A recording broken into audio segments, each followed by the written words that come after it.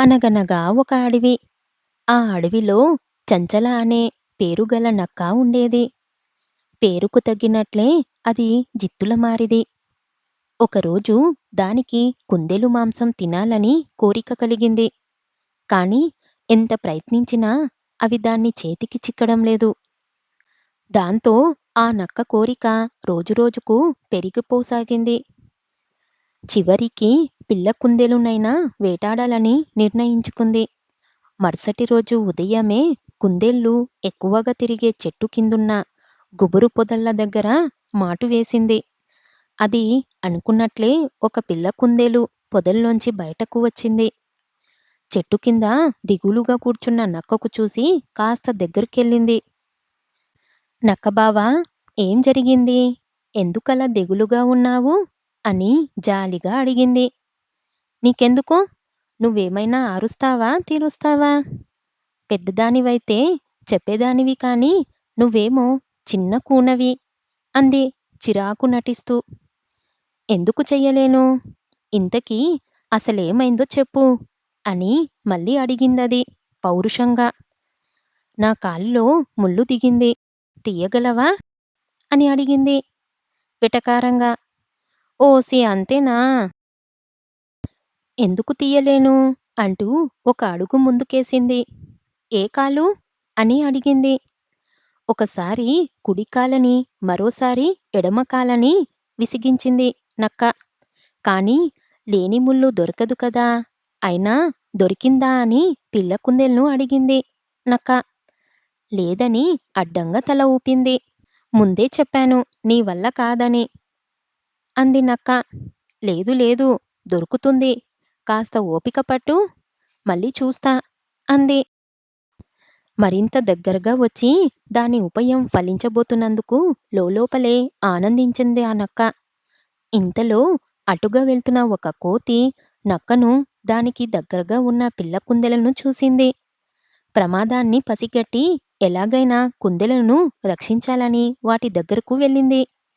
ఏంటి పిల్ల కుందేలా, ఇక్కడేం చేస్తున్నావ్? ఇంటికెళ్ళు అంది కోతి. వెళ్తుందిలే, నా కాలిలో ముళ్ళు దిగింది. కాస్త తీసిపెట్టి సాయం చెయ్యమని నేనే దాన్ని అడిగా అని బదిలిచ్చింది నక్క. భలే దానివే, నీకు మరే జంతువు దొరకనట్టు ఈ బుజ్జి కూనే కనిపించిందా? అయినా మృగరాజు ఇట్టే వస్తుంది. పిల్ల జీవులతో పనులు చేయిస్తే సింహానికి నచ్చదని నీకు తెలుసు కదా అని హెచ్చరించింది కోతి. అవునంది నక్క. ఇలా చూసిందంటే మన పని అయిపోయినట్టే. కావాలంటే నీ కాలికి గుచ్చుకున్న ముళ్ళును నేను తీస్తానులే అంది కోతి.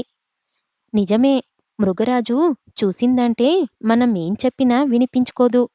ప్రాణాలతో ఉంటే ఈ రోజు కాకపోతే ఇంకో రోజైనా కుందేల మాంసం తినొచ్చు అని మనసులోనే అనుకుంది నక్క. దాంతో వెంటనే సరే నువ్వెళ్ళు, మీ అమ్మ నీకోసం వెతుకుతూ ఉంటుంది. కోతిబావతో తీయించుకుంటాన్లే అంది. తుర్రుమంటూ పొదల్లోకి వెళ్ళిపోయిందా కుందేలు కూన. కోతిబావా, ఈ ముళ్ళును తీసి నా బాధను తగ్గించవచ్చు కదా అని అడిగింది నక్క. మనసులో మాత్రం కుందేలు పోతే పోయింది, దానికంటే పెద్ద జంతువు కోతి దొరికింది. మృగరాజు ఇటు నుంచి వెళ్ళిపోయాక దీన్ని అంతు చూడాలి అనుకుందది. ఇంతలో ఉండు వస్తున్నా, ముళ్ళును ముళ్ళుతోనే తీయాలంటారు కదా అంటూ పెద్ద తుమ్మ ముళ్ళను తీసుకొచ్చింది కోతి. ఏ కాలు అని అడుగుతూనే ఆ ముళ్ళుతో నక్క రెండు కాళ్లను గిరిగిరి పెట్టిందది. ఇంతలో మృగరాజు ఇంకా రాలేదేంటి అని బాధగా అడిగింది. ఇక్కడే ఉండు, చెట్టెక్కి చూస్తాను అంటూ చిటారు కొమ్మను చేరిందా కోతి. అక్కడ ఓ పండు కోసుకొని తినసాగింది. మృగరాజు జాడ కనిపించిందా అని అడిగింది నక్క. లేదు, వేరే వైపు వెళ్ళిపోయిందేమో అంది నవ్వుతూ. సరే అయితే నువ్వు ఇటురా అందది. పిచ్చిదానా, నువ్వు పిలువగానే రావటానికి నేనేమైనా కుందెలు పిల్లనా? నేను అబద్ధమాడిన సంగతి నీకింకా అర్థం కాలేదా? నిజంగా మృగరాజు కనిపిస్తే దాని వెంటే వస్తాం కాని ఇలా ముందే ఎలా రాగలం? తెలివి నీ ఒక్కదాని సొత్తేనా ఏంటి? అంటూ గడుసుగా జవాబిచ్చిందా కోతి. నోటిదాకొచ్చిన ఆహారం పొయ్యింది. గాయాలు మిగిలాయి అనుకుంటూ లోలోపలే ఏడ్చింది నక్క.